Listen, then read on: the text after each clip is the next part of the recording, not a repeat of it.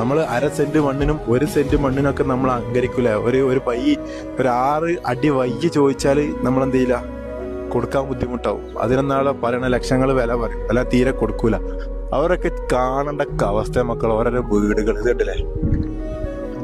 ഇത്ര ഉള്ളൂ നമ്മൾ കെട്ടിപ്പൊക്കിയ ഒക്കെ നശിക്കാനല്ല. അവിടെ ഒക്കെ ഇഷ്ടം പോലെ വീട് പൊട്ടിപ്പൊളിഞ്ഞ് കിടക്കുക.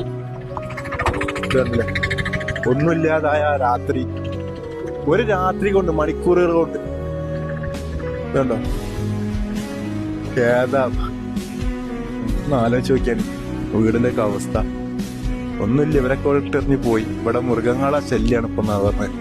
ആലോചിച്ച് ആ വീട് വരെ വന്ന് പോയി. ഇതൊക്കെ റെഡ് സോൺ മേഖലയാണ്. ഇവിടെ ഒരു വീട് പാടില്ല എന്നുള്ളതാണ്. ഇതിനുള്ളിൽ പാറ അടിച്ച് കയറി നോക്കിയാണ്, പാറ അടിച്ച് കയറി തകർന്നു നോക്കിയാണ്. ഓഫ്, ആ കട്ടിലൊക്കെ എടുത്ത് നോക്കിയാണ്. എന്താ പഠിച്ചറപ്പ്.